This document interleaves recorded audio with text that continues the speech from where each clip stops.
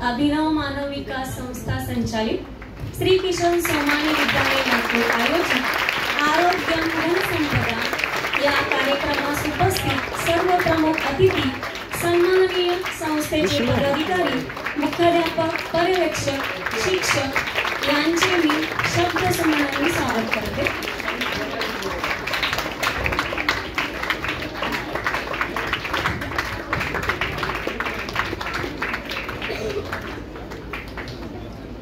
सर्व मान्यवरांना मी व्यासपीठावर आसनस्थ होण्याची विनंती करते.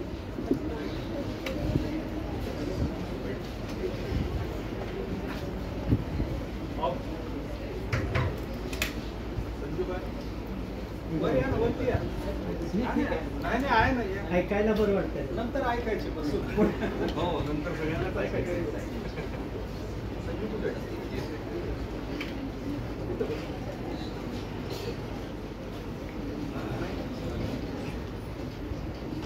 आयुष्याला खरा अर्थ तर तेव्हा येतो जेव्हा आपले आयुष्य आपल्या कर्तृत्वाने सुगंधित होते. आपल्या कर्तृत्वातून, कार्यशैलीतून स्वतः सोबतच जनसामान्यांचे जीवन सुगंधित करणारे व्यक्तिमत्व म्हणजेच आजच्या कार्यक्रमाचे हे प्रमुख अतिथी, माननीय डॉक्टर श्री ब्रिजमोहनजी झंवर, सर्जिकल ऑन्कोलॉजिस्ट लातूर, माननीय डॉक्टर सौ आरतीजी झंवर, भूलतज्ञ, माननीय श्री संजीवजी भार्गव, अभिनव मानव विकास संस्था कार्यकारिणीचे सदस्य यांचे हार्दिक हार्दिक स्वागत. तसेच उपस्थित अभिनव मानव विकास संस्थेचे अध्यक्ष माननीय डॉक्टर श्री चेतनजी सारडा सर, संस्था सचिव माननीय श्री कमल किशोरजी अग्रवाल सर, तसेच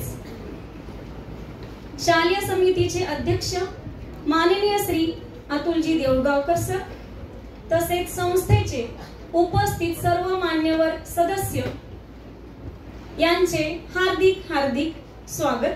तसेच विद्यालयाचे मुख्याध्यापक माननीय श्री रमाकांतजी स्वामी सर, पर्यवेक्षक गण यांचे हार्दिक हार्दिक स्वागत. आजच्या युगात शब्द हेच असे माध्यम आहे ज्यातून आपण आपल्या भावना, आनंद, सुख दुःख व्यक्त करतो. शब्द हेच ज्ञानामृत आहे, किंबहुना शब्दाचे देव आहे. शाळा महाविद्यालयातून जे ज्ञान आपण प्राप्त करतो त्याचे माध्यमही शब्दच आहे. म्हणूनच आजच्या कार्यक्रमाची सुरुवात आम्हा घरी धन या संत तुकाराम महाराजांच्या अभंगाने करण्याची विनंती मी विद्यालयातील संगीत शिक्षक श्री कृष्णकांत चव्हाण सर, स्वप्नाली पुणेकर मॅडम व गीत चमूला करते.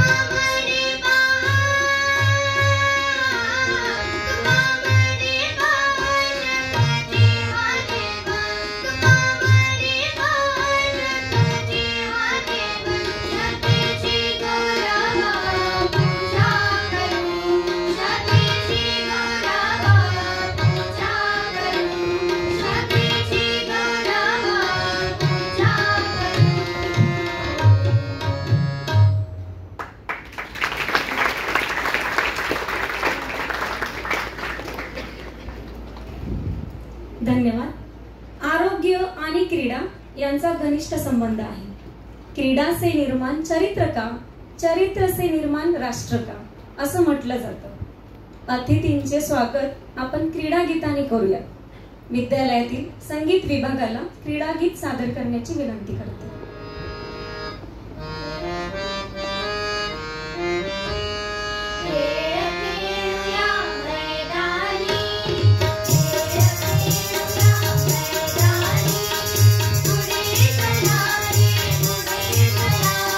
पुढे चला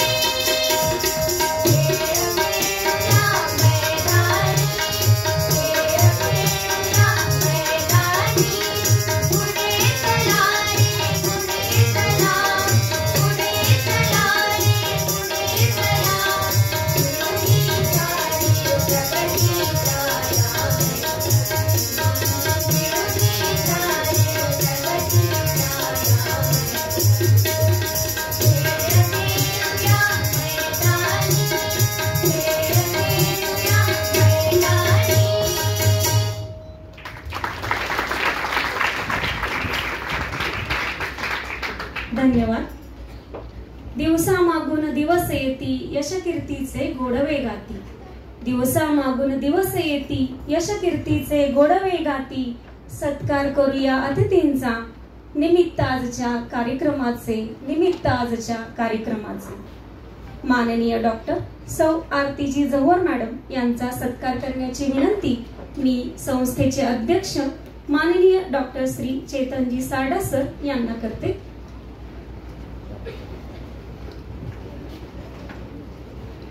अतिथींना शान, फुलाची कुंडी आणि माननीय श्री अतुलजी देऊळगावकर लिखित पुस्तक भेट देऊन सन्मानित करण्यात येत आहे. अतिथींना सांगायला आनंद होतो की ही फुलाची जी कुंडी आहे ती विद्यार्थ्यांनी कार्यानुभव अंतर्गत स्वतः बनवलेली आहे.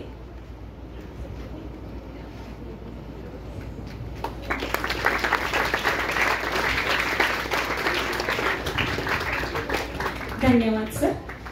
माननीय डॉक्टर श्री ब्रिजमोहनजी झंवर सर यांचा सत्कार करण्याची विनंती मी संस्थेचे सचिव माननीय श्री कमल किशोरजी अग्रवाल सर यांना करते.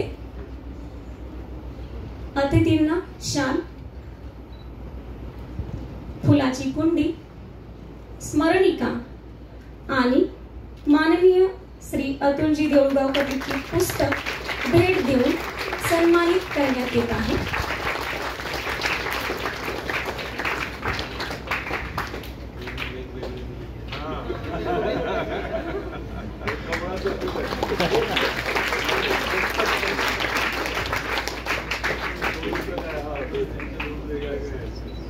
धन्यवाद सर. माननीय श्री संजीवजी भार्गव सर यांचा सत्कार करण्याची विनंती मी शालेय समितीचे अध्यक्ष माननीय श्री अतुलजी देऊळगावकर सर यांना करते. अतिथींना शाल, फुलाची कुंडी आणि सर स्वतः अतुल सर लिखित पुस्तक भेट देऊन सन्मानित करण्यात येत आहे.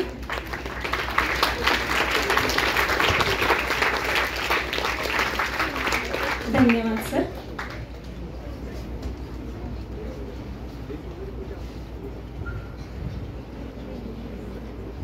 सर्व मान्यवरांना आसनस्थ होण्याची विनंती करते. विद्यालयाचे मुख्याध्यापक माननीय श्री रमाकांतजी स्वामी सर यांना मी आजच्या कार्यक्रमाचे प्रास्ताविक करण्याची विनंती करते.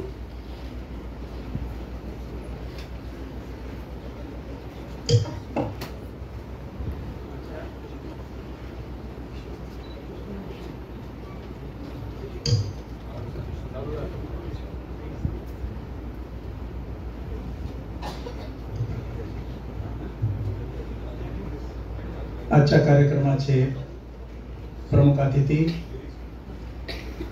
माननीय डॉक्टर श्री ब्रिजमोहनजी झंवर सर, त्यानंतर दुसऱ्या अतिथी माननीय डॉक्टर सौ आरती झंवर, तिसरे अतिथी माननीय श्री संजीवजी भार्गव सर. आजच्या कार्यक्रमाचे हे मान्यवर निमंत्रित अतिथी आहेत.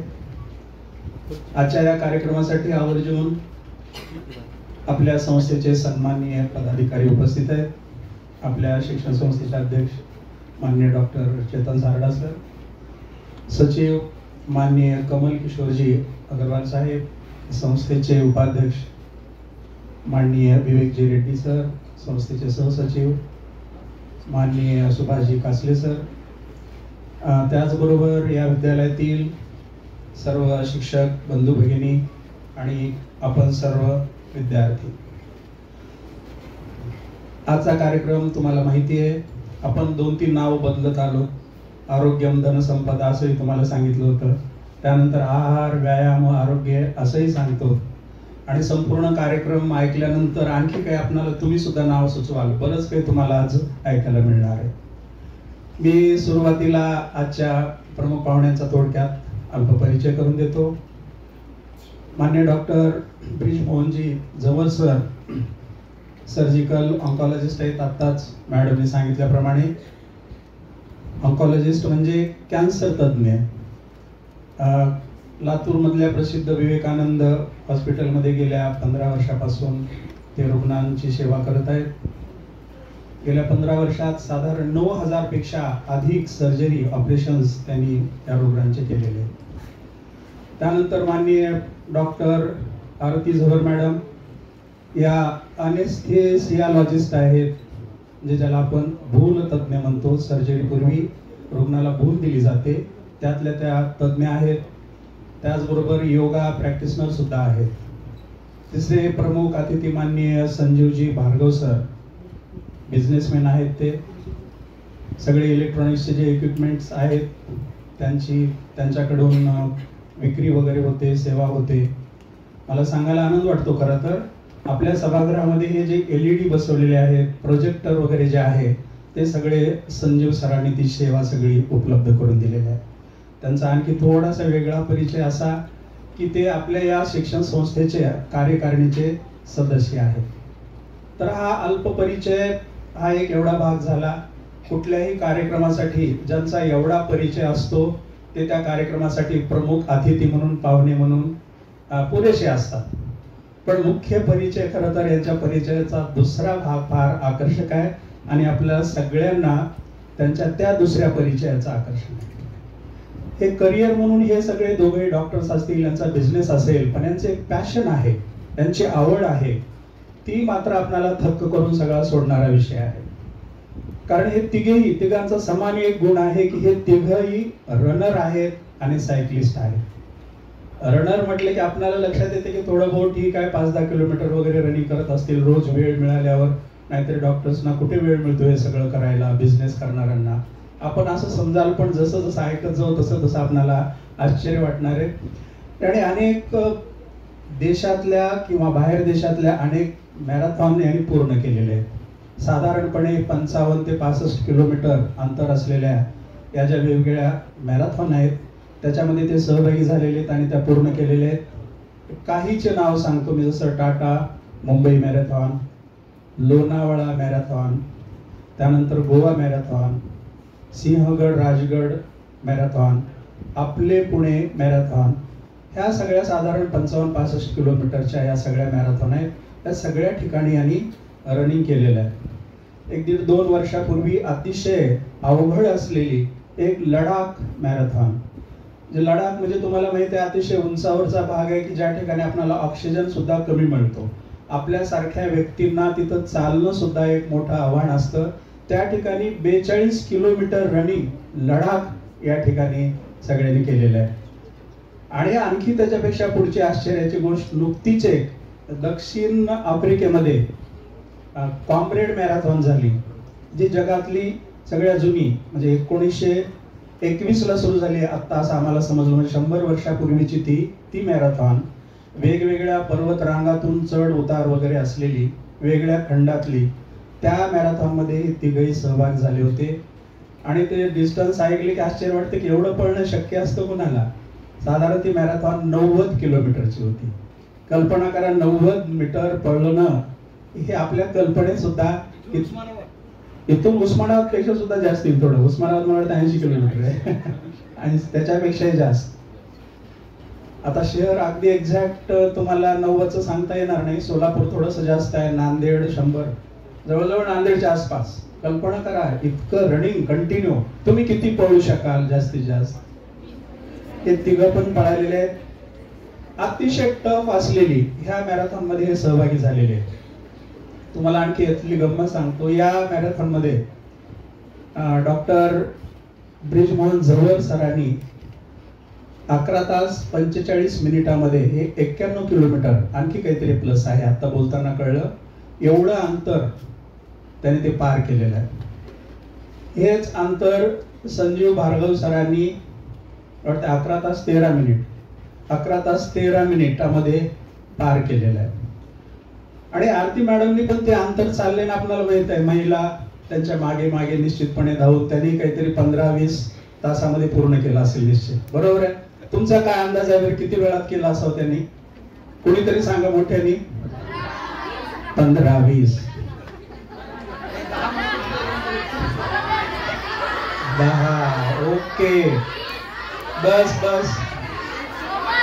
आवाज बंद, आवाज बंद बिलकुल. सगळे झाले. तुम्ही फक्त एक आणि एक सांगितलं तर त्याचं चुकलं तर आपलं तरी बरोबर आहे म्हणून प्रत्येक जण वेगळं सांगता आम्हाला माहित आहे, नवीन काही नाही. पण मॅडमनी हे 90 किलोमीटरचं अंतर फक्त 8 तास 37 मिनिटांमध्ये पूर्ण केलं. किती आपल्याला ऐकून माहित आहे नाही पुरुषांची काम आहेत, ते मुलांची काम आहेत, आम्हाला नाही हे जमत वगैरे किती टाळतो. काय इन्स्पायर तुम्ही काय व्हायला पाहिजे हे सगळं बघितल्यानंतर मला माहित आहे आजच्या कार्यक्रमामधून खूप विद्यार्थी खूप काही प्रेरणा घेणार आहेत. खरं तर मॅडम ह्या वेगवेगळ्या मॅरेथॉन स्पर्धेमध्ये जिथं सहभागी झाल्या ना त्या पोडियम फिनिशनर म्हणून पण त्याने अनेक ठिकाणी रेकॉर्ड केलेलं आहे. पोडियम फिनिशनर मला वाटतं पहिल्या 3 पैकी बेस्ट आहे ना. तर पहिल्या 3 मध्ये मॅडम अनेक या मॅरेथॉन मध्ये आलेले आहेत. तर मॅडमचं हे रनिंग बघून पूर्वी मॅडमना लातूर एक्सप्रेस म्हणून ओळखलं जायचं, लातूर एक्सप्रेस.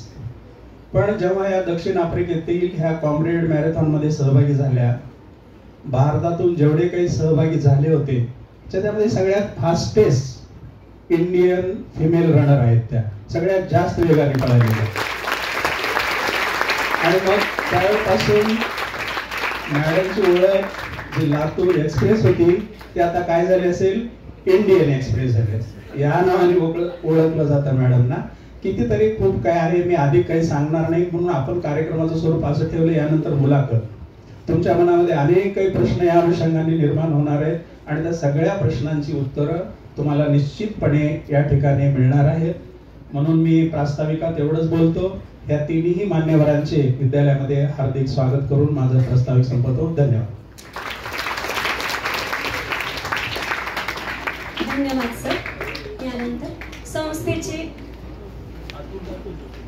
शालेय समितीचे अध्यक्ष माननीय श्री अतुलजी देऊळगावकर सरांना आपले मनोगत व्यक्त करण्याची विनंती करते.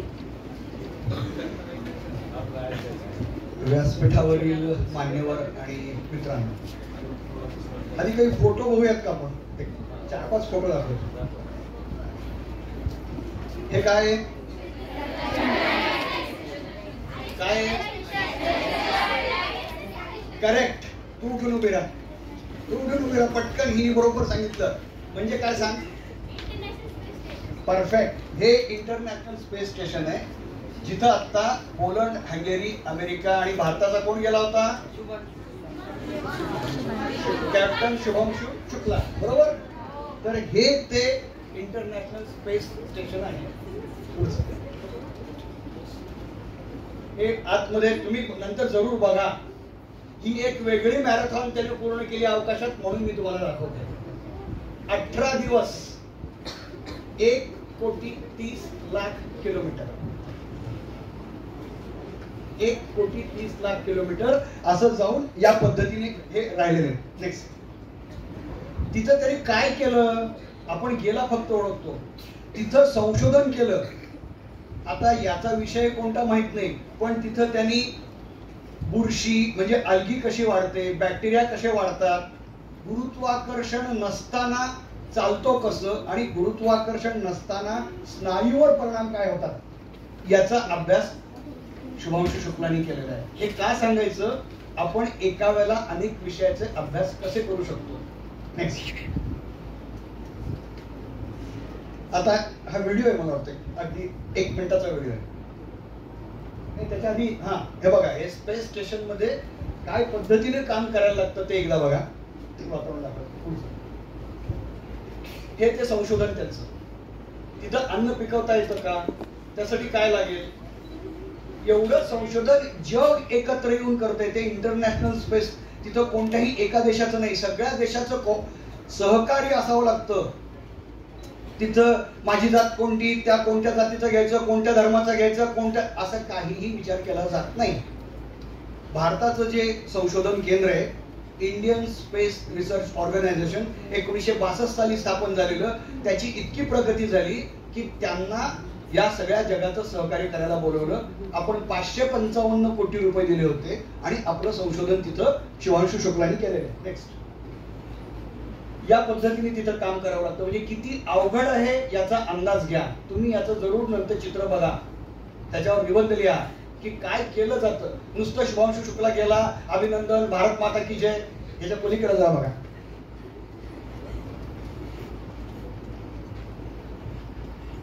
आता तिथून पृथ्वी कशी दिसते बघा.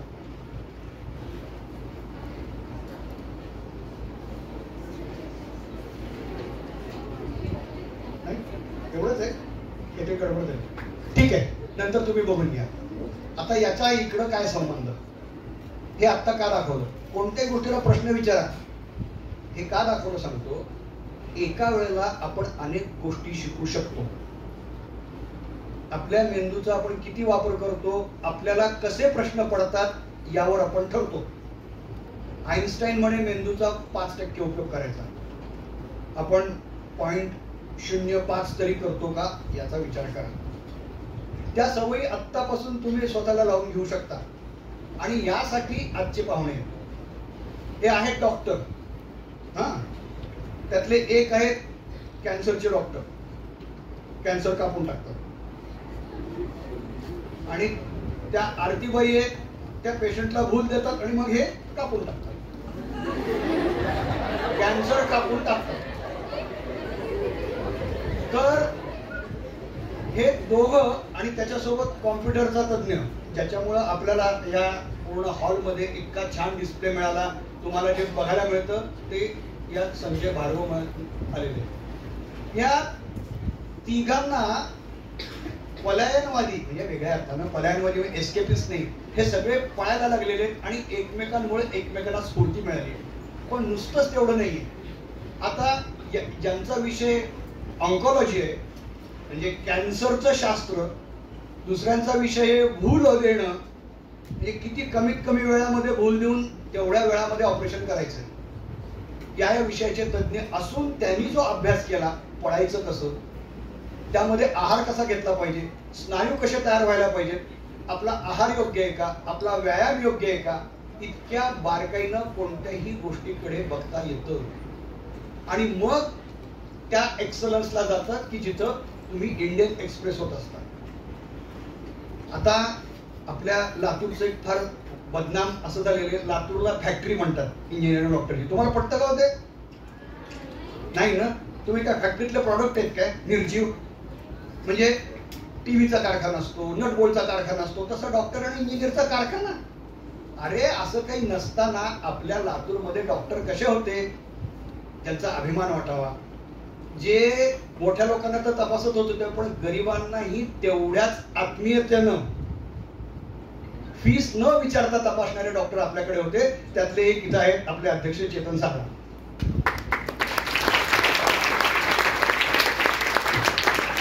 आणि तसेच आहेत ब्रिजमोहन झंवर आणि आरती झंवर, ज्यांच्यामुळे तुम्हाला कल्पना नसेल पण मी अनुभवानं सांगतो. माझा एक अतिशय जवळचा मित्र जो मुंबई विद्यापीठामध्ये युरेशियन स्टडीजचा डायरेक्टर होता, म्हणजे आहे अजूनही, त्याला मी इथं बोलवलं खोकला बरा होत नाही म्हणल्यानंतर. चेतननं तपासलं, कॅन्सर निघाला, ब्रिजमोहननं ट्रीटमेंट दिली. 3 वर्ष झाले. टाटाचे डॉक्टर म्हणत होते 6 महिन्यात जाईल, 3 वर्ष झाले अजून खणखणीत आहेत. असे आपले डॉक्टर आहेत.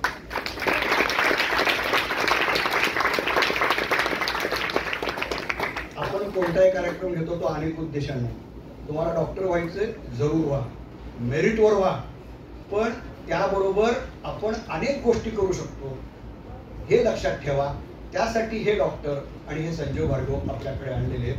या सगळ्या गोष्टीकडे तुम्ही खूप बारकाईनं बघा, बारकाईनं ऐका आणि त्यातनं तुम्हाला जे वाटतं ते घ्या. धन्यवाद. धन्यवाद सर. विद्यार्थ्यांना प्रत्येक नवीन गोष्टीचे कुतूहल, जिज्ञासा असते. आरोग्य, व्यायाम, क्रीडा, कला, विज्ञान याबद्दल असणाऱ्या जिज्ञासेतून विद्यालयातील 8वीचे विद्यार्थी आजच्या या प्रमुख पाहुण्यांची मुलाखत घेणार आहेत.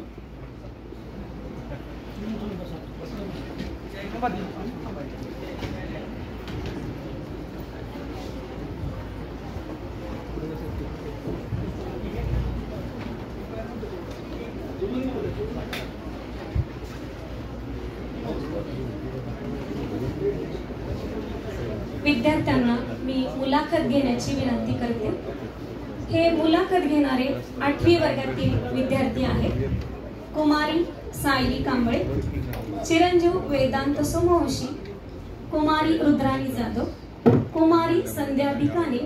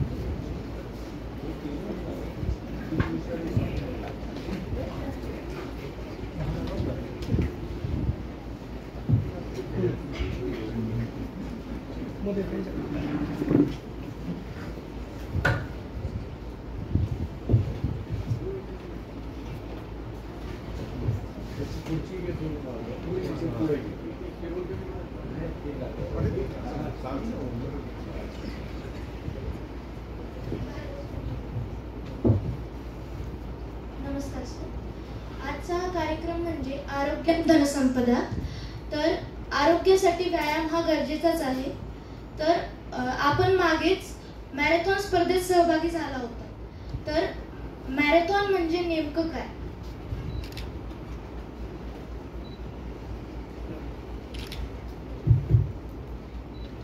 ॲक्च्युली 42 किलोमीटर जे डिस्टन्स आहे त्या डिस्टन्ससाठी मॅरेथॉन म्हणतात. पण आता काही लोक 21 किलोमीटर पळतात, त्याला हाफ मॅरेथॉन म्हणतात. आणि जे अबव 50 किलोमीटर्स असतात त्याला अल्ट्रा मॅरेथॉन म्हणतात. 42 and above is ultra marathon.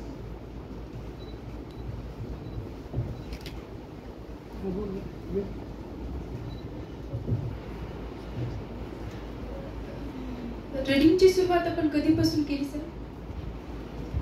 तसं मी कॉलेजमध्ये असताना रनर होतो, पण नंतरच्या 20 वर्षात काही परत योग आला नाही. आणि मागच्या 5-6 वर्षानंतर डॉक्टर बी झवर आणि आरती मॅडममुळे माझी ओळख झाली त्यांच्यासोबत. आणि त्यांच्या किंवा मोटिवेटर, तर त्यांच्यामुळे मी परत रन करायला स्टार्ट केलं. ॲट द एज ऑफ 55 त्यांच्यामुळेच मी आज 90 किलोमीटर पूर्ण करू शकतो.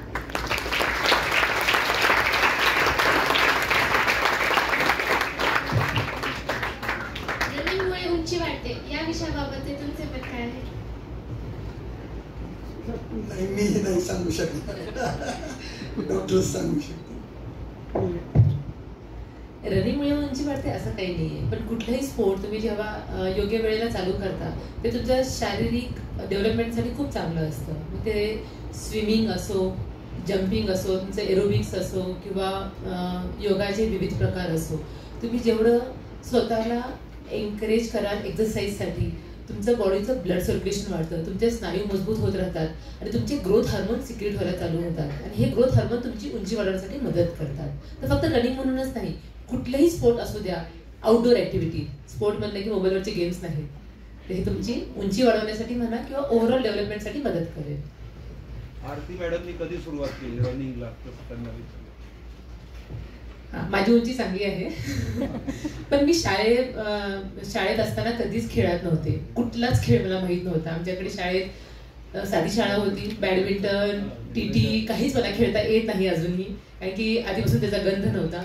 वयाच्या 36व्या वर्षी लहान बाळ होतं.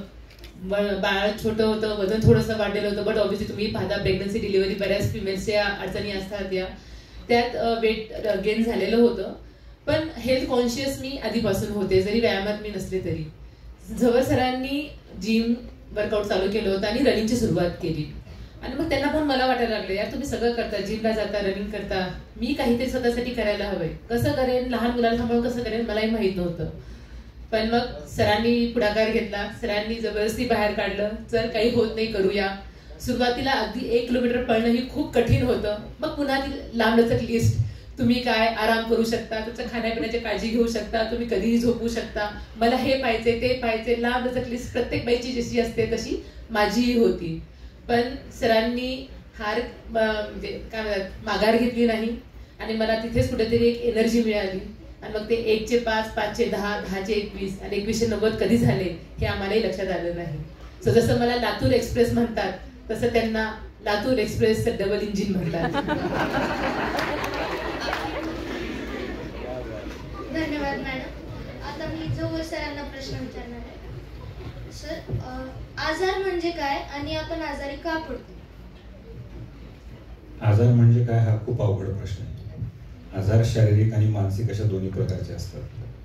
शारीरिक आजार याचे कारण बरेच असतात, पण मानसिक आजार हा त्यातल्या त्यात थोडासा घातक अशा प्रकारचा आजार आहे. शारीरिक आजार दिसतात, मानसिक आजार दिसत नाही. तर त्याच्यासाठी जेवढं शारीरिक आजाराला लांब ठेवणं आवश्यक आहे तेवढंच मानसिक आजाराला देखील लांब ठेवणं आवश्यक आहे. पॉझिटिव्ह थिंकिंग जे असते, सकारात्मक विचार करण्याची क्षमता, हे जर आपल्यामध्ये असेल तर याच्याने केवळ शारीरिक नाही तर मानसिक आजाराला सुद्धा आपण लांब ठेवू शकतो. मी जेव्हा तुम्हाला थोडक्यामध्ये जेव्हा माझा प्रवास सांगेन तेव्हा मानसिक स्वास्थ्य काय असतं याच्याबद्दलही सांगेन. मानसिक स्वास्थ्य तेव्हाच तुमचं सुधारतं जेव्हा तुमच्यामध्ये सकारात्मक ऊर्जा असते, आणि ही सकारात्मक ऊर्जा आयुष्यातल्या खूप लहान सहान गोष्टींमधून येते. आजार म्हणजे डायबिटीज असू शकतो, ब्लड प्रेशर असू शकतो, पण एखादा हेल्दी दिसणारा माणूस सुद्धा वैचारिक दृष्ट्या खूप निगेटिव्ह असतो. आपण त्याला आजारी म्हणणार का नाही म्हणणार? त्याला आजारी म्हणणार, पण हा आजार दिसणारा नसतो, हा आजार डायग्नोस होणारा नसतो. ह्या दोन्ही प्रकारच्या आजारांना मानसिक सकारात्मकतेमुळेच आपण मात करू शकतो.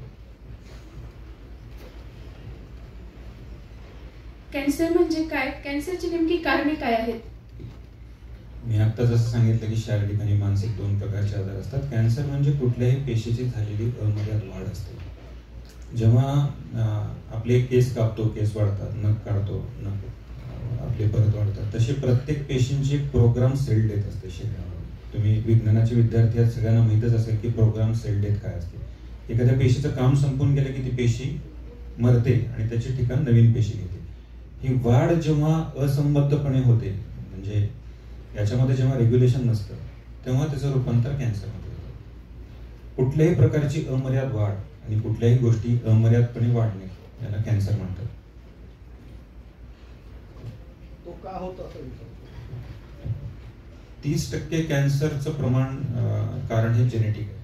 जेनेटिकली प्री डिस्पोज्ड असतात. आपल्या खाण्यापिण्याच्या सवयीमध्ये मुळे सुद्धा काही जेनेटिक म्युटेशन्स होतात, त्याच्यामुळे कॅन्सर होतो. 30 ते 40% कॅन्सर्स हे व्यसनांमुळे होतं, आणि जवळपास 30% कॅन्सरचं कारण आपल्याला माहित नाही की जे कशामुळे होत असतील.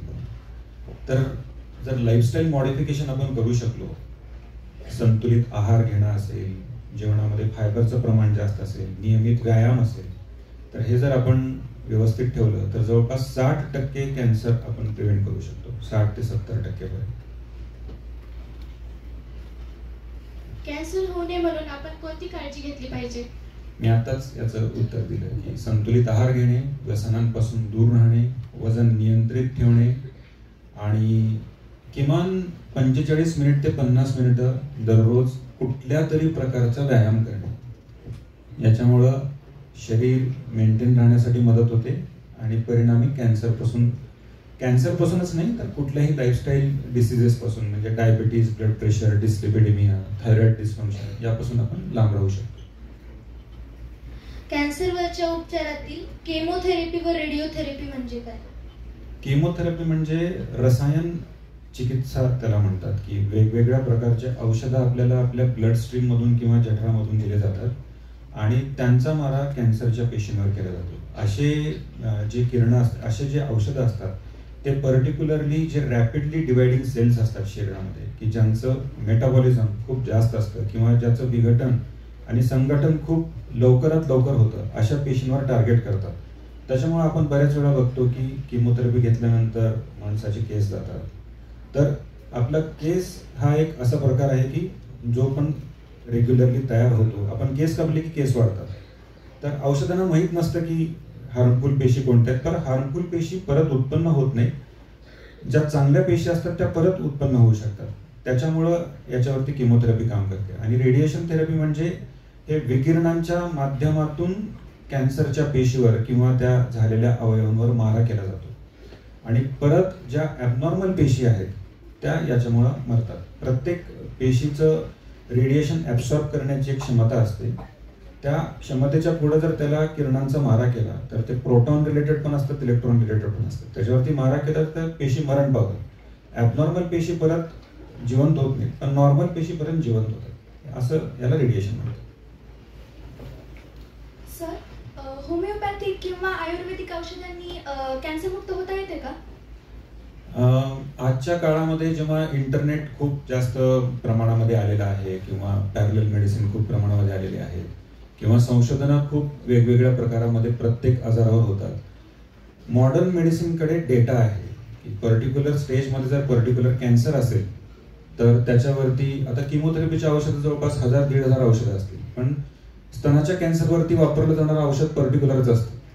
हेड अँड नेक कॅन्सर म्हणजे तोंडाच्या कॅन्सरवरती वापरलं जाणारं औषध पर्टिक्युलरच असतं. कारण या औषधांवर संशोधनं झालेली असतात. या औषधांमुळे ट्रीट झालेले हजारो लाखो पेशंट्सचा डेटा मॉडर्न मेडिसिनकडे आहे. अनफॉर्च्युनेटली असा डेटा आयुर्वेद आणि होमिओपॅथिक मेडिसिनमध्ये आहे असं माझ्या वाचण्यात तरी नाही आहे. त्याच्यामुळे जी टाइम टेस्टेड उपचार पद्धती आहे ती आजकालची मॉडर्न मेडिसिन आहे. तर ज्या उपचार पद्धती हजारो लाखो पेशंट्सवर उपयोग करून, जेव्हा तुम्ही कॅन्सर तज्ञांकडे जाता तेव्हा ते म्हणतात की या स्टेजच्या पेशंट्सनी हे औषध घेतलं तर याचं प्रमाण, याचं सक्सेस रेट 85% आहे. त्याचं कारण, त्याचं म्हणणं असं आहे की 85% पेशंट आत्तापर्यंत मी पाहिलेले आहेत त्याच्याने बरे झाले. अनफॉर्च्युनेटली तसा डेटा ॲलोपॅथी आणि होमिओपॅथीकडे नाही. परिणाम त्यांचेही असू शकतात, पण आजच्या काळामध्ये modern medicine is standard of care. Nutrition बाबत आपण किती जागरूक आहात आणि याबद्दलची माहिती आम्ही कुठून व कशी घेऊ शकतो? न्यूट्रिशन हे एक आपल्या दैनंदिन जीवनामधला खूप इम्पॉर्टंट घटक आहे. अनफॉर्च्युनेटली मला असं वाटतं की भारतामध्ये न्यूट्रिशनल क्रांतीच यायला पाहिजे, पालकांना, शिक्षकांना, डॉक्टरांना याच्याबद्दल अवगत करण्यासाठी. एक रिसेंटली एक डेटा वाचला होता मी की युनायटेड स्टेट्स आणि भारतामधली जवळपास 50% पेक्षा जास्त जनता ही पुढच्या काही काळामध्ये इन्सुलिन रेजिस्टंट होईल. इन्सुलिन रेजिस्टन्स म्हणजे काय? इन्सुलिनचं काम काय असतं? शरीरामधली शुगर कमी करणं. शरीरामधली शुगर कमी करण्याचं प्रमाण जर इन्सुलिन नाही करू शकला तर त्याला म्हणतात इन्सुलिन रेजिस्टन्स. तर त्याचं रूपांतर पुढे डायबिटीसमध्ये होतं. हे कशामुळे होतं की आपण बघतो की आपल्या दैनंदिन जीवनामध्ये फायबरचं प्रमाण खूप कमी झालेलं आहे. एक रिसेंट स्टडीमध्ये ह्युमन जेनेटिक मटेरियल म्हणजे आपल्या शरीरामध्ये जे जेनेटिक मटेरियल असतं त्याच्यामधलं जवळपास 90 ते 95% जेनेटिक मटेरियल हे आपल्या मोठ्या आतड्यांमधल्या बॅक्टेरियाजने तयार झालेलं असतं आणि जवळपास 5 ते 10% जेनेटिक मटेरियल हे माणसाचं स्वतःचं असतं. आपल्या मेंदूमध्ये एक छोटासा एरिया आहे, त्याला म्हणतात हिप्पोकॅम्पस. तो फक्त मेंदूच्या 1% भाग आहे. तो फक्त एकटाच मेंदूतला असा भाग आहे की आयुष्यभर तिथं न्यूरॉन्सचे कनेक्शन्स तयार होतात. बाकी तुमचं मेंदू 20व्या वर्षी जेवढं तयार होतं तेवढंच तयार राहतं आणि तुम्ही जर नवीन भाषा शिकला तर त्याच्यामध्ये रिवायरिंग होते, रिकनेक्शन्स होतात. मी खूप सोप्या भाषेत सांगतोय. त्या हिप्पोकॅम्पसला लागणारा जो घटक आहे तो सुद्धा आपल्या मोठ्या आतड्यांमध्येच तयार होतो. म्हणजे मोठ्या आतड्यांमधले मायक्रोबॅक्टेरिया जे आहेत ते इतके इम्पॉर्टंट आहेत आणि ते जगतात फक्त फायबरवर आणि फर्मेंटेड फूडवर. तर किमान 30 ग्राम तरी फायबर एका ॲडल्ट ह्युमननी दिवसभरामध्ये खायला पाहिजे. प्रथिनांचं प्रमाण म्हणजे प्रोटीनयुक्त पदार्थांचं प्रमाण आपल्या जीवनामध्ये खूप जास्त असलं पाहिजे. पिष्टमय पदार्थ म्हणजेच कार्बोहायड्रेट याचं प्रमाण आपल्या जेवणामध्ये कमीत कमी असलं पाहिजे. आजकालच्या जेवणामध्ये आपण बघतो की आपण जेवणाची सुरुवात स्वीटनी करतो, फायबर सगळ्यात शेवटी खातो. आपण कुठेही लग्न समारंभात नाश्त्याला जा, नाश्त्यामध्ये पहिले स्वीट वाढतात, कोणी फ्रूट घेऊन आले की नंतर अंडे म्हणतात. ऍक्च्युअल प्रमाण हे उलटं पाहिजे. पहिले तुम्ही फायबर कंझ्युम केलं पाहिजे, मग प्रोटीन कंझ्युम केलं पाहिजे आणि मग शेवटी कार्बोहायड्रेट कंझ्युम केलं पाहिजे. प्रोटीन किती खायला पाहिजे किंवा फायबर कार्बोहायड्रेट किती खायला पाहिजे हे खूप कॉन्ट्रोवर्शियल टॉपिक आहे न्यूट्रिशनच्या क्षेत्रामध्ये. ऍक्च्युअली ह्याचं काही प्रमाण नाही आहे, पण पिष्टमय पदार्थाचं प्रमाण आपल्या दैनंदिन जीवनामध्ये कमीत कमी असावं आणि त्यातल्या त्यात जे कॉम्प्लेक्स कार्ब असतात म्हणजे ज्याचं विघटन करण्यासाठी शरीराला खूप जास्त वेळ लागतो. साधी साखर हे एक सिंपल कार्ब आहे, पण जे कार्बोहायड्रेट किंवा जे पिष्टमय पदार्थ आपल्याला धान्याच्या माध्यमातून जातात ते कॉम्प्लेक्स कार्ब. अशा प्रकारचं कार्ब हे आपल्यासाठी चांगलं असतं, पण जे डायरेक्ट शुगर आपल्या शरीरामध्ये जाते स्वीटच्या मुळे किंवा स्वीटनसच्या मुळे, अशा प्रकारची शुगर आपण युजली अवॉइड केली पाहिजे. कॅन्सर सारख्या व्याधी असणाऱ्या रुग्णांवर ट्रीटमेंट करत असताना तुम्ही तुमची आवड किंवा तुमचे छंद कसे जोपासता?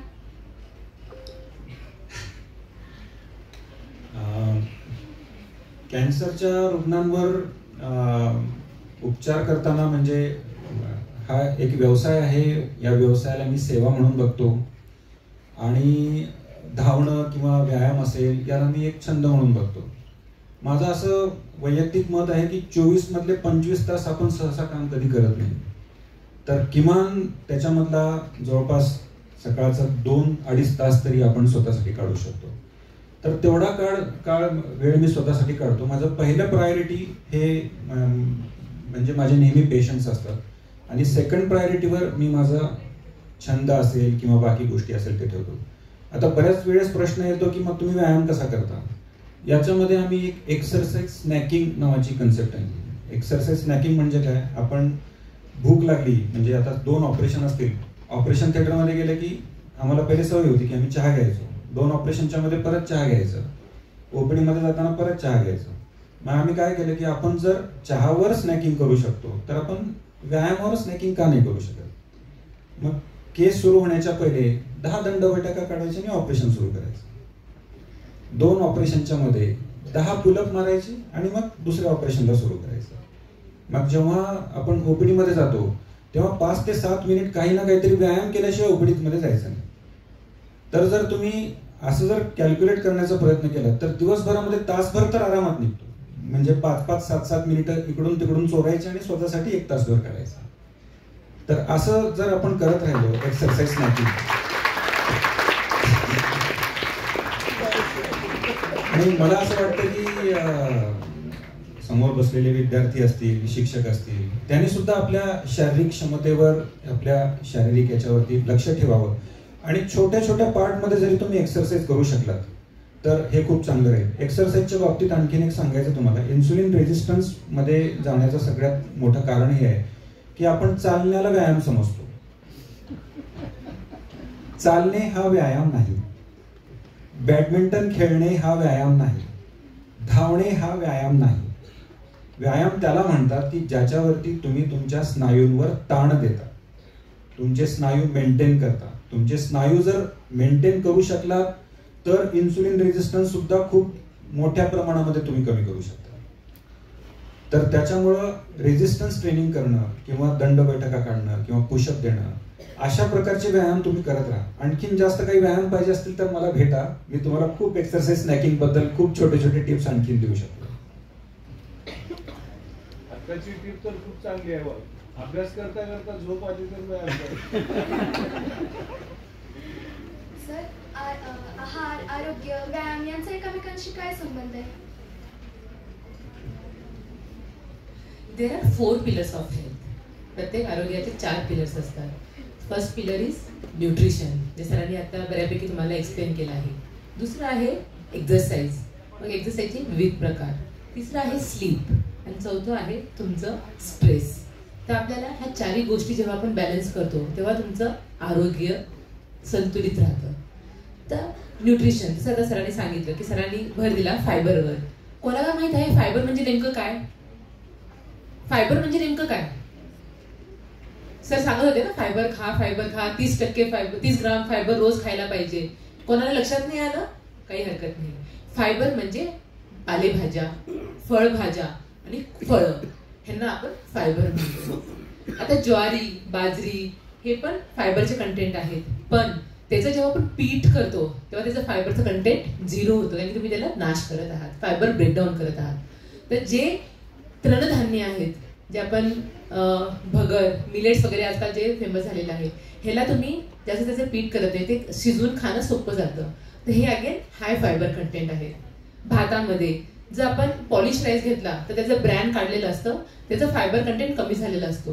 पण जर आपण साळीचा भात घेतला, ब्राऊन राईस म्हणा किंवा ब्लॅक राईस म्हणा, त्याचं फायबर कंटेंट जास्त असतं. तर ह्याला म्हणतात फायबर रिच फूड.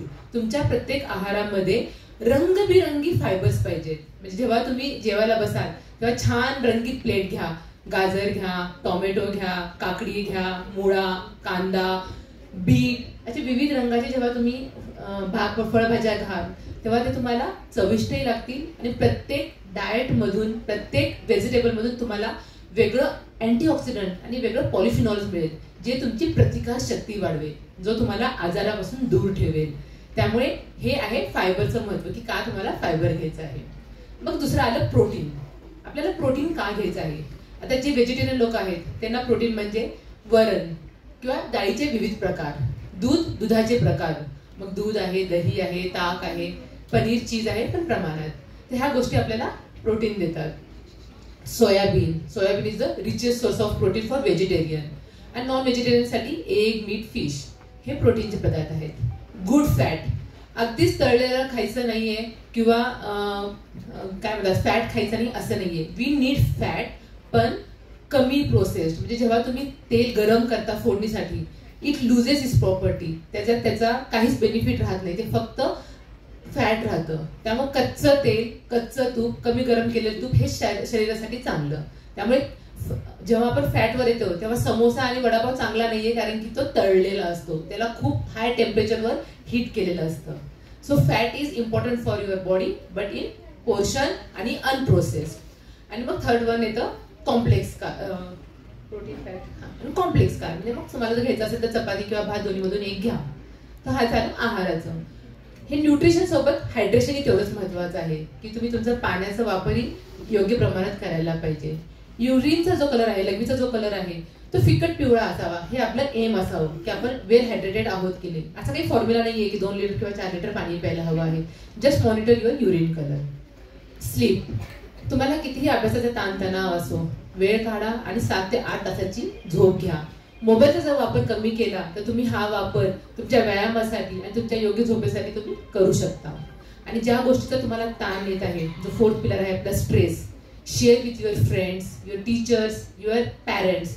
तुमचा ताणतणाव तुम्ही बोलायला शिका, ओपन अप व्हायला शिका, जेणेकरून तुम्हाला काहीतरी त्याच्यातून मार्ग निघेल आणि तुम्ही स्ट्रेस फ्री राहाल. So this is how you balance your health. Fitness बाबत आपण खूप जागरूक आहात आणि आपण नेहमी म्हणता एक्सरसाइज हा मायक्रो व मॅक्रो असावा. मग यातील फरक काय. एक्सरसाइज मायक्रो आणि मॅक्रो. आता जसं आता सरांनी आता सांगितलं की एक्सरसाइज स्नॅकिंग आणि रनिंग, वी आर रनर्स. तर आधी ओटीच्या मध्ये पडू शकत नाहीत. So that time is a macro time, जो आम्हाला वेगळा वेळ काढणं आवश्यक आहे. मग we need to schedule our schedule, reschedule our schedule. म्हणजे आम्हाला आमचं कसं मॅनेजमेंट करायची आहे की मी सकाळी लवकर उठेन, पळायला जाईन, मला जो तास, 1.5 तास, 2 तास पळण्यासाठी काढायचा आहे तो मी काढेनच. पळण्यासाठी माझे स्नायू मजबूत होणं आवश्यक आहे, त्यामुळे मला माझे मसल्स बिल्ड करणं खूप आवश्यक आहे. त्यामुळे मला जिम म्हणा किंवा बॉडी वेट एक्सरसाइजेस म्हणा, हेही मला करणं आवश्यक आहे. तर हे जे मोठे मोठे व्यायाम आहेत हे मॅक्रोमध्ये येतात. आणि यांना सपोर्ट करणारे जे छोटे छोटे व्यायाम आहेत, मग तुमची स्ट्रेचिंग असो, तुमचं ब्रिदिंग असो, मेडिटेशन असो, हे सगळे मायक्रो एक्सरसाइजेस आहेत, जे आपल्याला सायमल्टेनियसली इन्क्लूड करायला हवे आहेत. आणि हे काही सगळं काही रोज करायचं नसतं, ह्या गोष्टी डिवाइड करायच्या असतात आणि रोज थोडं थोडं करायचं, जेणेकरून तुम्हाला एकंदरीत सगळ्यांचं बॅलन्स डाएट सारखं बॅलन्स एक्सरसाइजेसचा फायदा मिळतो. आत्ताच आपण साऊथ आफ्रिकेतील मॅरेथॉन स्पर्धेत सहभागी झाला होता, तेव्हाचा एखादी अनुभव सांगा. साऊथ आफ्रिकाची ही जी मॅरेथॉन आहे ही खूप जुनी मॅरेथॉन आहे. जसं आता सरांनी सांगितलं 1921 मध्ये ही मॅरेथॉन सुरू झाली होती आणि आम्ही आताही 98th एडिशन कम्प्लीट केलेलं आहे. ही मॅरेथॉन साऊथ आफ्रिकेच्या पीटरमरिट्झबर्ग या शहरापासून डर्बन या शहरापर्यंत येते. पीटरमरिट्झबर्ग हे हाय अल्टिट्यूडला असतं, तिथे वातावरण खूप थंड असतं आणि डर्बन हे सी लेवलला आहे, समुद्र किनारे आहे, इंडियन ओशन आहे तिथे, आणि तिथलं वातावरण खूप दमट आणि गरम असतं. आणि नेक्स्ट इयर म्हणजे इट रिव्हर्सेस अनदर इयर, तर पुढच्या वर्षी ही डर्बन पासून पीटरमरिट्झबर्गला जाईल, असं दरवर्षी अल्टरनेट ही मॅरेथॉन होत असते. तर ह्या मॅरेथॉनची तयारी हे खरंच सोपं नव्हतं. The distance I ran was easier than the distance I trained. त्यामुळे ट्रेनिंग पिरियड हा महत्वाचा होता. ट्रेनिंगमध्ये वेळ काढणं, टाइम कमिटमेंट हे सगळं चॅलेंज होतं. आमची जी ही ट्रेनिंग होती, या ट्रेनिंगमध्ये सर्वात मोठं चॅलेंज होतं हिल. लातूरमध्ये आपल्याकडे डोंगर भाग नाहीये आणि ही मॅरेथॉन कम्प्लीट डोंगरात आहे. इथं चलायचं आहे ना तर उतरायचं आहे, सपाट भाग कुठेच नाहीये. तर जेव्हा चॅलेंज होतं की काय करायचं, तेव्हा एकमेकांना सपोर्ट करणं आणि टाइम काढणं हेच फक्त त्यातून मार्ग होता.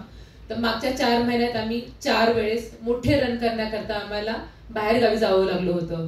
काही रन आम्ही लोणावळ्याला केले, काही आम्ही लवासाला केले, पुणे ते लवासा, आणि एक रन आम्ही साताऱ्याला केला. तर असे आमचे रन होते.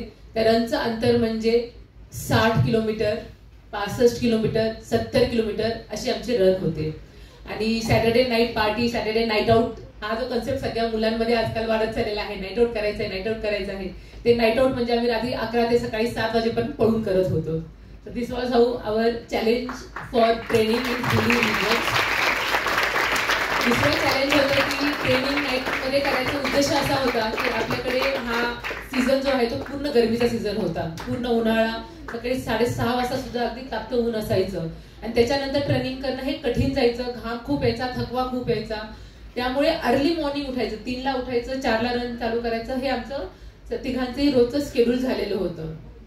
आणि हे जे वेदर चॅलेंज होतं, हे वेदर चॅलेंज आम्हाला त्यावेळेस सांगत होते की तुम्ही जेव्हा साऊथ आफ्रिकेला जाल त्यावेळेस तिथलं वेदर खूप प्लीझंट असणार आहे. तिथे विंटरची सुरुवात झालेली असेल आणि तिथलं टेम्परेचर सुरुवातीला 3-4 डिग्री असं असेल, जिथे तुम्हाला स्वेटर वगैरे सगळं काही लागेल. आणि पूर्ण वेळ पण अगदी दिवसात जरी ऊन आलं तरी टेम्परेचर हे 16-17 असंच असतं. आणि मला थंडी मात्र बिलकुल सहन होत नाही. मला काळजी होती की मी त्या थंडीत कसं सर्व्हाइव्ह करेन. मग जेव्हा साऊथ आफ्रिकेला आम्ही पोहोचलो त्या दिवशी तिथे खूप मोठा पाऊस झाला. जसं आपल्याकडे अवेळी पाऊस आला होता तसं तिथे खूप मोठा पाऊस झाला. पुन्हा काळजी वाटायला लागली कसं व्हायचं आपलं, असा मोठा पाऊस आला मॅरेथॉनच्या दिवशी. तर दुसऱ्या दिवशी एवढी हवा होती की आम्हाला अक्षरशः 10 मीटर सुद्धा चालता येत नव्हतं. पुन्हा वाटायला लागलं अशी हवा जर मॅरेथॉनमध्ये आली तर पळणार कसं, गती येणार कशी. आणि तिसऱ्या दिवशी ह्युमिड होतं. पण तरी सुद्धा जसं आम्हाला पूर्वीच्या मॅरेथॉनरनी सांगितलं होतं, आम्ही पूर्व तयारीने गेलो होतो. बाबा पीटर मरिसबर्गला जायचं आहे, तिथं खूप थंड हवा असणार आहे. जॅकेट, बंधाना, काढण्यात कापूस, नाकाला बांधायला कपडा, हाताला बांधायला स्लीव्ह, असं विविध प्रकारचे रूप धारण करून जवळजवळ खायचं प्यायचं सगळं सामान घेऊन आम्ही मॅरेथॉनला निघालो. पण त्या दिवशी बॅड लकनी, म्हणजे एवढ्या वर्षात कॉम्रॅडमध्ये कधीच असं वेदर खराब नव्हतं. त्या दिवशी weather was very hot and humid. The temperature was 10. आणि सुरुवातीचे 20 किलोमीटरमध्ये अगदी आमचेच बटाटे शिजले गेले होते. म्हणजे आम्ही त्या थंडीच्या भीतीने ना ते जॅकेट काढत होतो ना काही करता येत होतं. आणि साधारणतः 20 किलोमीटर पर्यंत आम्हाला ते जॅकेट कॅरी करणं अनिवार्य होतं. कारण की आमचा जो रूट होता हे अशा 2 व्हॅलीमधून जाणार होता जिथे खूप जास्त गार हवा आणि थंड वातावरण असतं असं जुन्या मॅरेथॉनरचं म्हणणं होतं. मग त्या भीतीने आम्ही 21 किलोमीटर पर्यंत ते जॅकेट तसेच कॅरी केले. आणि मग 21व्या किलोमीटरला शेवटी तो जॅकेट काढून टाकला आणि मग कुठं सुटकेचा श्वास भरला. तिकडे खूप गरीब लोक आहेत आणि सगळ्यांना या मॅरेथॉनची खूप वाट पाहत असतात. अगदी गरीब लोक आतुरतेने तुमच्या जॅकेटची वाट पाहतात आणि त्यांना माहित असतं की आज आपल्याला इथे खूप छान छान जॅकेट आणि कपडे मिळणार आहेत. आणि मग ते जॅकेट वगैरे ते गरीब लोक तिथून घेतात. तो hill training was a challenge, night training was another challenge, weather was added challenge. आता मोस्ट चॅलेंज म्हणजे की एवढं अंतर पळणं कसं. जसं फिजिकल स्ट्रेंथ लागते, फिजिकल स्ट्रेंथ बरोबर इथे मेंटल स्ट्रेंथ पण खूप लागते. असा एक क्षण नक्कीच येतो प्रत्येक मॅरेथॉनरसाठी. जो अगदी इंटरनॅशनल लेवलवर फर्स्ट आला होता त्याचाही अनुभव असाच होता की एक असं अंतर येतं जिथं तुम्ही मानसिक खचता. तुम्हाला असं वाटतं की मी का करत आहे, बास आता पुरे झालं, एवढं पळणं माझ्यासाठी इनफ आहे. आणि मग तिथे तुम्हाला तुमची इच्छाशक्ती, तुमचं मानसिक बळ खूप महत्वाचं असतं. आणि मग तिथे आठवायचं आहे की तुम्ही जे मागचे 4 महिन्यात ही ट्रेनिंग केलेली आहे ती ही आजच्या दिवसासाठी केलेली आहे. तुमच्यासारखे लहान मुलं होती, सासूबाई होत्या, कामं होते, पण ह्या सगळ्यांना बॅलन्स करत करत आज इथं आले होते या ट्रेनिंगसाठी. आणि मग तो कठीण पॅच एकदा तुम्ही क्रॉस केला की मग एंड रूट तुम्हाला सगळीकडे क्राऊड सपोर्ट एवढा स्ट्रॉंग असतो की तुम्ही त्यांच्या एनर्जीमध्ये कधी फिनिश लाईनला पोहोचता हे तुम्हालाही कळत नाही. असं म्हटलं जातं कॉम्रॅडमध्ये की सुरुवातीचे जे 30 किलोमीटर आहेत you need to run strategically. तुम्हाला विचार करून पडायचा आहे की तुम्हाला किती स्पीड घ्यायचं आहे. आधी सुरुवातीला खूप वेग घेतला तर नंतर कदाचित तुम्ही क्रॅम्प होऊन मध्येच रेस थांबवू शकता. त्यामुळे starting you have to do strategically, think with your brain. Another 30 kilometre run with your strength, run with your legs. And last 30 kilometre run with your heart. आणि शेवटची जेव्हा फिनिश लाईन समोर येते तेव्हा हे डोळ्यात अश्रू येतातच. So this is how the comrade training works.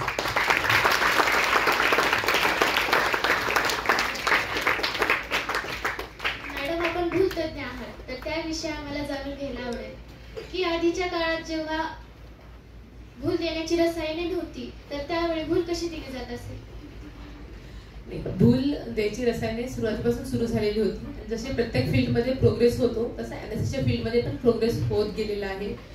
सुरुवातीला काही औषधं अशी होती की जेणेकरून पेशंटला नंतर त्रास व्हायचा, म्हणजे मळमळ, उलटी, डोके दुखणे वगैरे असा त्रास जास्त व्हायचा. पण बिना भुलेचं ऑपरेशन हे खूप आधी होत होते. पण जेव्हापासून भुलेचं संशोधन लागलेलं आहे तेव्हापासून सर्जरीज ह्या अत्यंत म्हणजे हव्याशा झालेल्या आहेत. अजूनही पेशंटला बऱ्याचदा ऑपरेशनपेक्षा भुलेची भीती जास्त असते की मला वेदना होतील का, मला त्रास होईल का. पण आता जे नवीन औषधं आलेली आहेत ही औषधं खूप छान आहेत. पेशंटला अगदी ऑपरेशन थिएटरमध्ये आल्यावर बाहेर निघूसपर्यंत तो कधी आला कधी निघाला हेही कळत नाही. आणि शुद्धीवर जेव्हा पेशंट येतो तेव्हा पेशंटच मला विचारतो माझं ऑपरेशन कधी आहे. म्हणजे आता अॅनेस्थेशिया हे खूप स्मूथ झालेलं आहे. अॅनेस्थेशियाचे विविध प्रकार असतात, विविध प्रकारच्या औषधं आम्ही भूल देण्यासाठी वापरतो आणि त्याचा बॅलन्स हे भूल देताना करणं खूप आवश्यक असतं. तसं आता भूल देताना आम्ही 4 प्रकारची औषधं वापरतो. एकाला आम्ही म्हणतो ॲनाल्जेसिया, म्हणजे तुम्हाला कम्प्लीट पेन किलर द्यायचं आहे, पेशंटला कसल्याही प्रकारचा त्रास होऊ नये. एक असतं ॲम्नेझिया, पेशंटला ह्या घटना कुठल्याच आठवायला नाही पाहिजे आहे. दुसरं असतं ॲनेस्थेशिया, म्हणजे पेशंटला ती डेप्थ ऑफ ॲनेस्थेशिया द्यायची आहे की जेणेकरून त्याला कुठल्या प्रकारच्या वेदना कळू नयेत. आणि मग असतं मसल रिलॅक्झन, पेशंटला आपल्याला पॅरलाइज करावं लागतं जेणेकरून सर्जनला सर्जरी करण्यासाठी इझी फील्ड मिळते, म्हणजे रिलॅक्स फील्ड मिळते, जेणेकरून ते व्यवस्थित टिश्यू रिट्रॅक्ट करून सर्जरी करू शकतात. भूल देताना काय आव्हानं असतात, कोणती चॅलेंजेस असतात? कसं असतं, आयसीयूमध्ये एखादा सिरियस पेशंट जेव्हा असतो तेव्हा आपण त्याला सगळं एक्सप्लेन केलेलं असतं, नातेवाईकांची थोडी मानसिकता असते. पण जेव्हा भुलेसाठी पेशंट आमच्याकडे आलेला असतो तेव्हा आम्हाला चांगल्या हसत्या खेळत्या पेशंटला भूल द्यायची असते. तर चॅलेंज हे असतं की तसा पेशंट माझ्याकडे आलेला आहे तसाच मी तुम्हाला सुपूर्द करावा. पेशंटचे जे वायटल्स आहेत हे आम्हाला व्यवस्थित बॅलन्स करावे लागतात. पेशंटच्या आजाराची आम्हाला सगळी माहिती घ्यावी लागते. पेशंटला काय औषधं चालू आहेत, कुठल्या औषधाचा काय परिणाम होऊ शकतो, कुठल्या औषधांनी भुलेचं प्रमाण आपल्याला कमी जास्त करावं लागतो, हे आम्हाला त्याचा अभ्यास करावा लागतो. पेशंटची श्वास नलिकेत आम्हाला नळी टाकावी लागते जेव्हा आपल्याला पूर्ण भूल द्यायची आहे. मग या सगळ्या गोष्टीसाठी आपल्याला पेशंटचं दातं कशी आहे, त्याचं व्यायाम कसा आहे, त्याची व्यायामाची ताकद किती आहे हे आम्हाला सगळं पाहावं लागतं. ह्या गोष्टींमध्ये जर काही अडचणी आल्या तर मग इम्बॅलन्स होतो. त्यामुळे हा सगळा अभ्यास असतो, हे सगळं आम्ही प्री इव्हॅल्युएट करतो. पेशंटचे आम्ही या प्रकारे ऑप्टिमायझेशन करतो आणि मगच पेशंटला आम्ही ऑन टेबल भुलेसाठी घेतो. जुन्या काळात असं म्हणलं जायचं की surgeon is captain of sailing ship and anaesthetist is captain of sinking ship. Now it is a team work. Surgeon and anaesthetist both captain sailing and sinking ships also. म्हणजे हे आजच्या काळामध्ये झालेला नवीन बदल आहे. मॅम, तुम्ही वैद्यकीय क्षेत्रात काम करत असताना तुम्ही तुमचे छंद कसे जोपासता? जिथे आवड तिथे सवड. माझे खूप विविध छंद आहे, फक्त रनिंग म्हणून छंद नाहीये. मला ड्रॉइंग मध्ये पण तेवढाच इंटरेस्ट आहे. मला आर्ट सगळ्या प्रकारचे आवडतात. मला स्वयंपाकामध्ये पण इंटरेस्ट आहे. आय लव्ह डान्सिंग असो.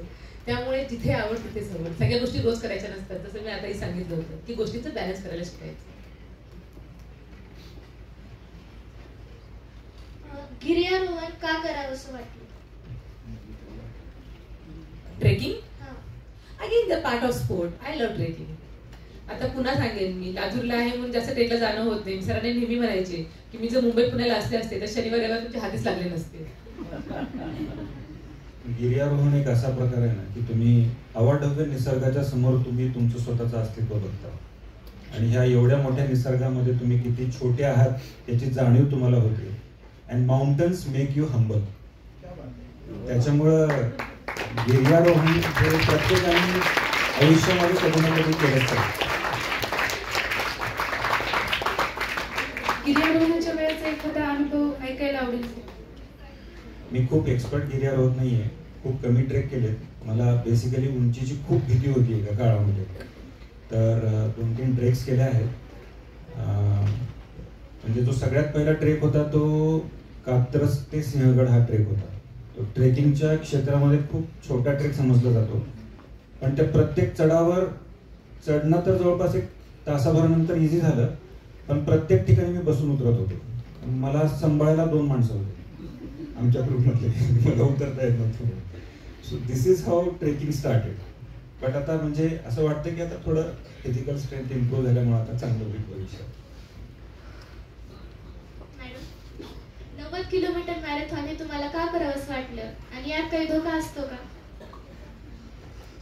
90 किलोमीटर मॅरेथॉन का करावीशी वाटली? आता जसं 90 किलोमीटरचं तुम्हाला आश्चर्य वाटतं, तसं 90 किलोमीटरच्या पुढेही खूप अंतर आहे.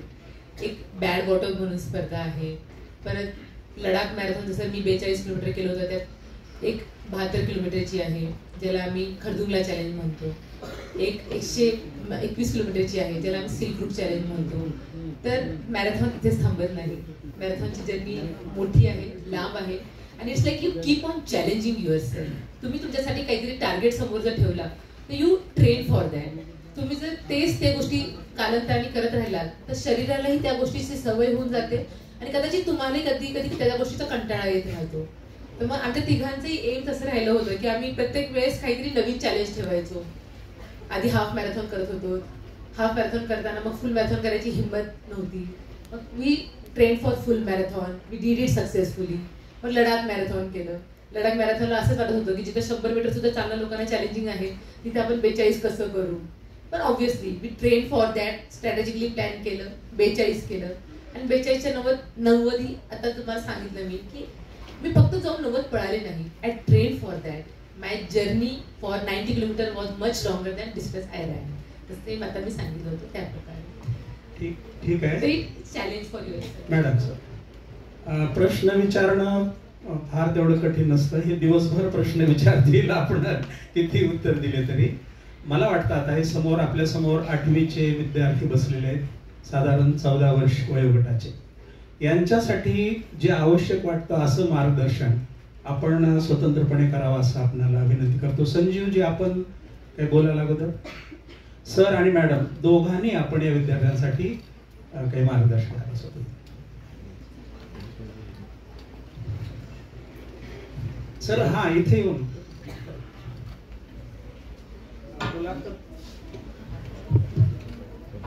मुलाखत घेणारे विद्यार्थी समोर बसला तरी हरकत नाही. आता येऊन खाली बसा.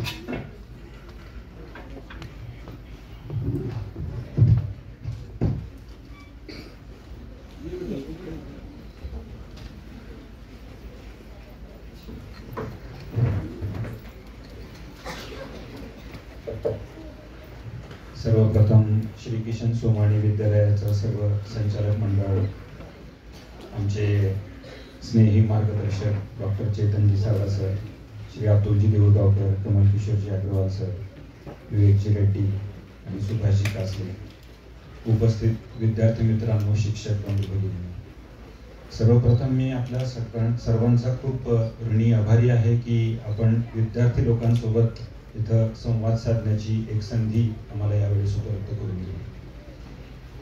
प्रश्न विचारले त्याच्यामध्ये बराचसा भाग आमच्या पूर्ण जर्नीचा कव्हर झाला आहे. त्याच्यामध्ये एक प्रश्न असा होता की आजार हा काय असतो. त्यावेळेस मी त्याचं उत्तर असं दिलं की आजार हे 2 प्रकारचे असतात, एक शारीरिक आणि दुसरं मानसिक. आपलं मानसिक आरोग्य आपल्यासाठी किती महत्त्वाचं असतं त्याचं एक 2-3 उदाहरणं मला कसे जाणवले ह्या रेसच्या दरम्यान ते मी सांगतो. आमचा हा जो 90 किलोमीटरचा पॅच होता त्याच्यामध्ये सगळ्यात कठीण पॅच हा 45 ते 53 किलोमीटर दरम्यानचा होता. या 45 ते 53 किलोमीटरच्या दरम्यान जवळपास 3 हिल होते आम्हाला 1.2 किलोमीटर्सचे की जे चढायचे होते. आता 45व्या किलोमीटरला रेस सकाळी 6 वाजता सुरू होते. जवळपास 12 वाजता तुम्ही 45व्या किलोमीटरला पोहोचता. ऊन डोक्यावर असतं. मॅरेथॉनचं डिस्टन्स तुम्ही ऑलरेडी पळालेले असता. पाणी किती प्यायचंय, सॉल्ट किती घ्यायचंय ह्याचं गणित आपलं पूर्णपणे घडलेलं असतं. अशा वेळेस ते 3 हिल्स येतात. कुठलाही माणूस मेंटली ब्रेक होतो. अगदी पट्टीचा पळणारा सुद्धा तिथं वॉक करतो असं म्हणतात. बोथाज हिल वगैरे, इंचंगा त्याला नाव आहे. आमच्या कोचने आम्हाला एक होमवर्क सांगितलं होतं 15 दिवसांपूर्वी त्याने आम्हाला सांगितलं होतं की तुमच्या आयुष्यातल्या 10 अशा गोष्टी लिहून काढा की ज्या तुम्हाला खूप आनंद देतात, खूप ऊर्जा देतात आणि ज्याबद्दल तुम्ही खूप आनंदी आहेत तुमच्या आयुष्यामध्ये. त्या 10 गोष्टी काढून शेवटचे 15 दिवस रोज वाचा. ती चिठ्ठी खिशात ठेवा. 45व्या किलोमीटरला जिथं तुम्ही मेंटली ब्रेकडाऊन व्हाल ती चिठ्ठी काढून पुन्हा वाचा. ही मेंटल ऊर्जा किंवा ही मानसिक ऊर्जा हे आपल्या शारीरिक ऊर्जेला कशा प्रकारे मात करू शकते, आपल्या पॉझिटिव्ह विचारधारेचा आपल्या शारीरिक क्षमतेवर किती चांगला परिणाम होऊ शकतो, याचं प्रत्यय आम्हाला ह्या मॅरेथॉनच्या दरम्यान आलं. कॉम्रेड मॅरेथॉनच्या बाबतीमध्ये असं म्हटलं जातं की स्टार्ट लाईनला जो माणूस असतो त्याच्यापेक्षा वेगळाच काहीतरी तो जेव्हा फिनिश लाईनला पोहोचतो तेव्हा होतो. म्हणजे या 90 किलोमीटरमध्ये असं काय घडतं की हे तुम्हाला पूर्णपणे बदलून टाकतं. जेम्स फोर्डाईस नावाचा एक मॅरेथॉन रनर आहे. त्यांनी जवळपास 6 वेळा कॉम्रेड जिंकलंय. म्हणजे ही केम फर्स्ट इन कॉम्रेड आणि जवळपास 14 ते 15 वेळा त्यांनी ही कॉम्रेड रेस धावली. त्यांनी असं सांगितलं होतं त्याच्या पुस्तकामध्ये की at around 60 kilometres in comrade marathon you come across a person whom you deeply admire and respect. 60व्या किलोमीटरवर तुम्हाला एक असा माणूस मिळतो की ज्याच्याबद्दल तुमच्या मनामध्ये खूप आदर तयार होतो, खूप रिस्पेक्ट करायला लागतं. And that person is you. म्हणजे this is sort of self discovery, self journey. म्हणजे 60 किलोमीटर अंतर धावणं हे फक्त शरीराने धावणं नाहीये, हे तुमच्या मानसिक, शारीरिक, बौद्धिक मर्यादांवरती विजय मिळवणं आहे. असं म्हणलं जातं की it is not your abilities that define what you truly are, it is your choices that define what you truly are. कशामधला डायलॉग आहे सांगू शकता का? It is our choices that defines what you truly are far more than your abilities. Anybody can tell me from where this dialogue came? This is by Albus Dumbledore. Harry Potter Hogwarts school of witchcraft and विझार्डीचा जो headmaster आहे तो हॅरीला एक दिवशी सांगतो. तर सांगण्याचं तात्पर्य असं आहे की तुमच्यामधल्या किती लोकांना वाटलं की 90 किलोमीटर धावणं काय वेडेपणा आहे? मोकळेपणाने सांगा.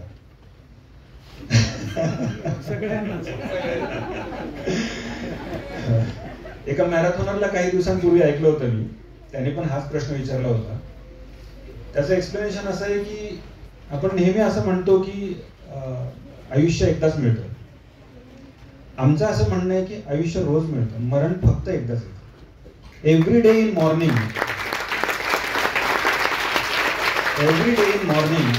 when you get up, the life is at your doorstep and life says you, boss, I am here. आपल्या कम्फर्ट झोनच्या बाहेर जाऊन जर आपण काही करू शकलो, आपल्या रोजच्या त्रिकोणामधून जर आपण बाहेर जाऊन काही करू शकलो, तरच आपण आयुष्यामध्ये काहीतरी अचीव करू शकतो. हा कम्फर्ट झोन आपल्याला तोडणं खूप आवश्यक आहे. आपल्या मर्यादांना जेव्हा आपण ओलांडतो तेव्हाच आपल्या हातून काहीतरी असं घडतं की ज्याच्याबद्दल तुम्ही समाधानी असता, तुम्ही स्वतःबद्दल गर्व करता, तुमचा मित्रपरिवार तुमच्याबद्दल गर्व करतो, तुमच्या आजूबाजूचा भोवताल तुमच्याबद्दल गर्व करायला सुरू होतो. क्रांतिकारी लोकांपासून म्हणजे फुले, आंबेडकर, विवेकानंद त्यांच्यापासून ते कलाम, साराभाई यांच्यापर्यंत जर सगळ्यांचे जीवन चरित्र जर आपण पाहिले तर आपल्याला एकच गोष्ट लक्षात येईल की त्यांनी त्यांच्या मर्यादा ओलांडून काहीतरी केलं, म्हणून आज ते कलाम झाले, म्हणून आज ते साराभाई झाले, म्हणून आज ते आंबेडकर झाले, म्हणून आज ते गांधी झाले. त्याने जर चौकटीत राहून विचार केला असता तर गांधी गांधी झाले नसते, आंबेडकर झाले नसते, कलाम झाले नसते.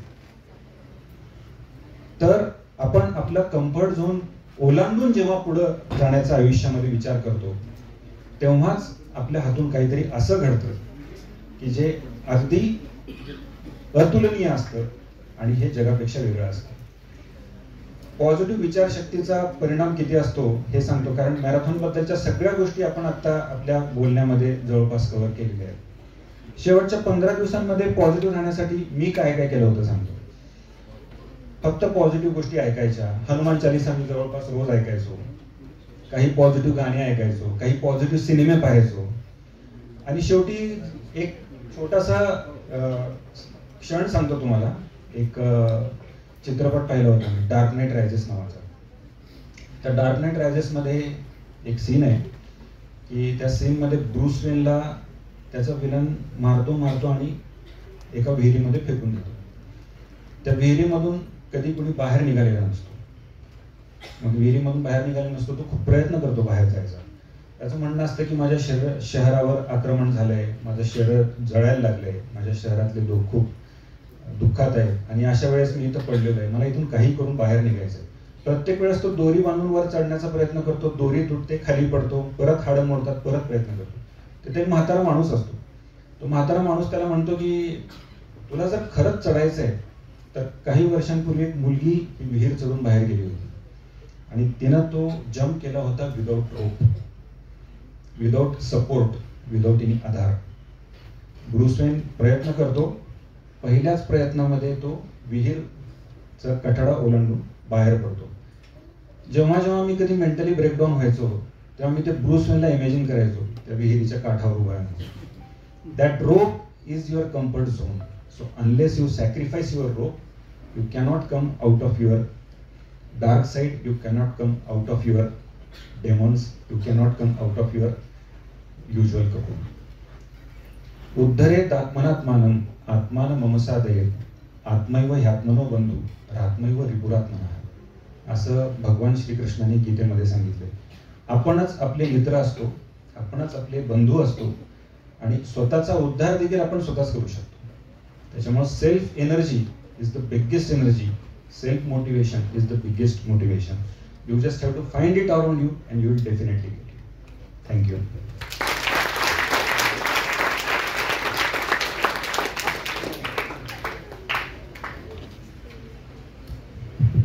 माननीय सौ आरती जोहर मॅडम यांनाही मी मार्गदर्शन करण्याची विनंती करते.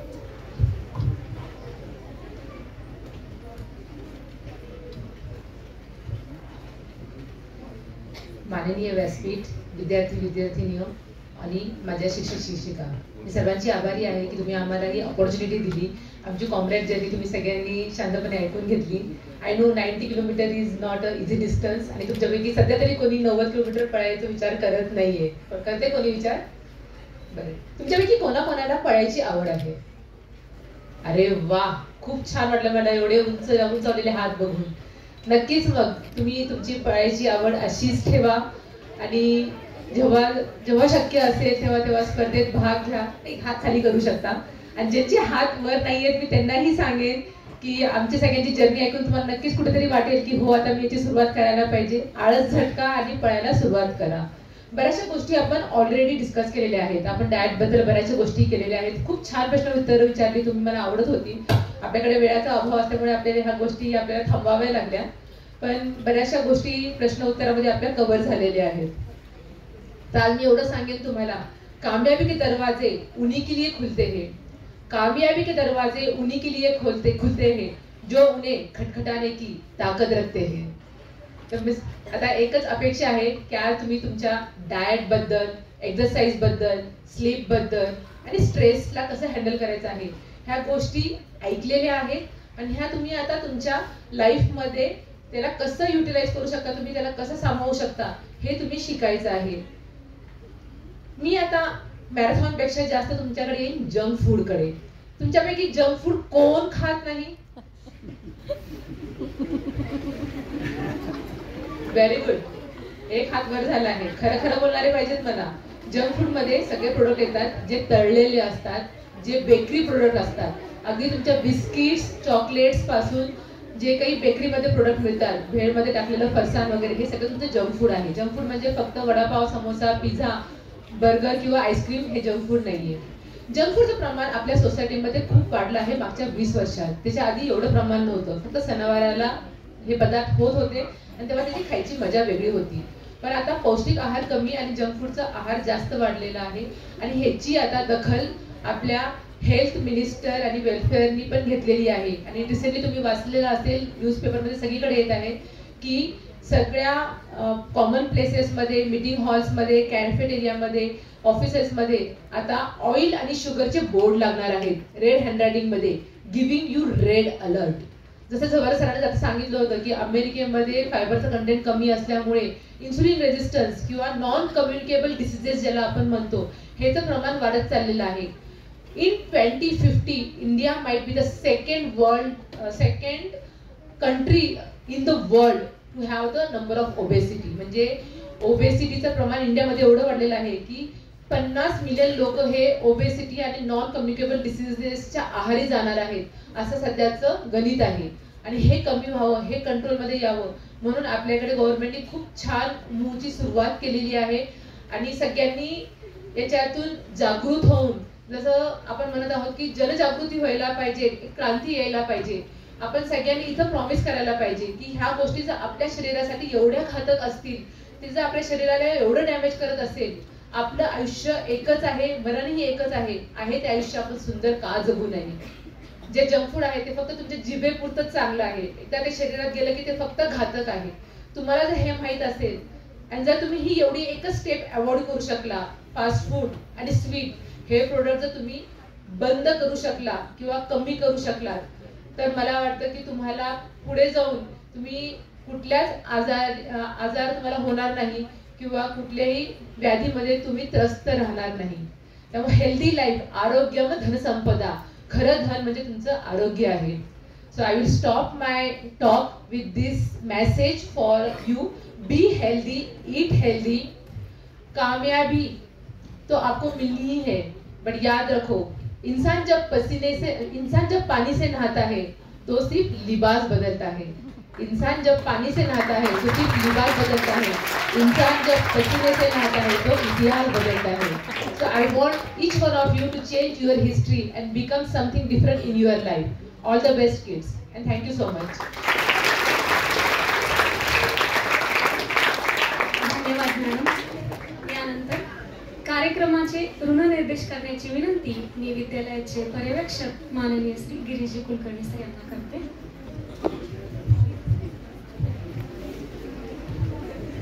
विद्यालयातील विद्यार्थी, शिक्षक व सर्व उपस्थित संस्था पदाधिकारी मान्यवर यांच्यासाठी अगदी प्रेरणादायी असं हे मार्गदर्शन इथं पार पडलेलं आहे. डॉक्टर ब्रिजमोहनजी झंवर व डॉक्टर आरती झंवर या दोघांचे मी प्रथम या ठिकाणी आभार मानतो. खरं तर त्यांच्या वेळेची व्यस्तता खूप अधिक आहे. पेशंट्स लोक त्यांच्या हॉस्पिटलच्या ठिकाणी देवासारखी त्यांची कायम वाट पाहत असतात याची आम्हाला सर्वांना जाणीव आहे. मी जेव्हा एकदा त्यांना त्यांना मुलाखतीसाठी निमंत्रण द्यायला गेलो तेव्हा पण तिथली त्यांची जी व्यस्तता आहे ती आपण पाहिलेली आहे. तेवढ्यातूनही त्यांनी आपल्या विद्यालयासाठी इथं वेळ काढलेला आहे आणि आपल्या विद्यार्थ्यांना खूप उत्तम असं मार्गदर्शन केलं. त्याबद्दल मी त्या दोघांचे आभार मानतो. संजीवजी भार्गव सर हे आपल्या संस्थेचे पदाधिकारी आहेत, सदस्य आहेत, परंतु आज ते अतिथी म्हणून इथं उपस्थित आहेत. त्यांनी आम्हाला त्यांच्या सगळ्या कार्याबद्दल मार्गदर्शन केलं, त्याबद्दल मी त्यांचे आभार मानतो. संस्थेचे अध्यक्ष डॉक्टर सारडा सर, सचिव अग्रवाल सर, शालेय समिती अध्यक्ष अतुल सर व इतर सर्व मान्यवर पदाधिकारी या सर्वांचे मी आभार मानतो आणि हा कार्यक्रम इथे संपला असं जाहीर करतो. साहेब खास आपल्या आजच्या कार्यक्रमासाठी उपस्थित आहेत, त्यांचे मात्र मी विशेष आभार नक्कीच मानतो.